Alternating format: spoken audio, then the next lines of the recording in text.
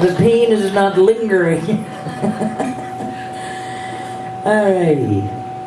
Our next guest, featured guest, is a lady that a lot of you may or may not know. She's a very fine poet. Her name is Carol Schillibeer. She was born of a union between an artist, ethnicity 2C, and a scientist, ethnicity 5B. Carol Schillibeer believes in fertile connections, multiple ways of thinking, of hearing the world speak. Adenosine triphosphorate is a fundamental life metaphor. Her synesthesia motivates her work.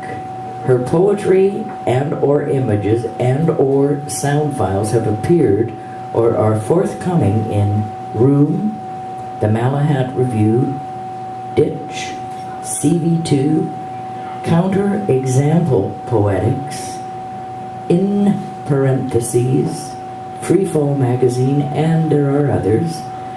You can find her at carolschillibeer.com, and that's in case you want to find her, Shillibeer. And it reminds me of Mississippi. Carol's a fine poet. Please make her welcome. I'm sure you're going to enjoy what you hear.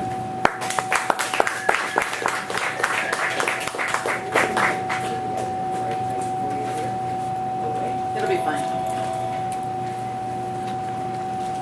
So, the day, he died on the 30th, I think. Is that right, Alan? Yeah. It was the following day that I heard about it, and it was also the anniversary of my father's death, interestingly enough.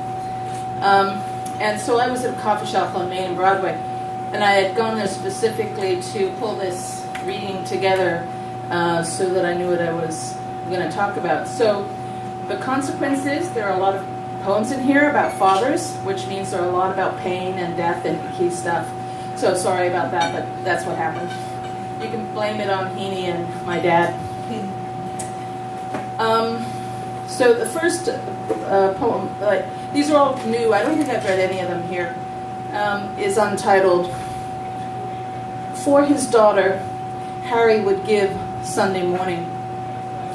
Up the forest hill cut they would tread, late summer grass raised under power lines stealing the long view.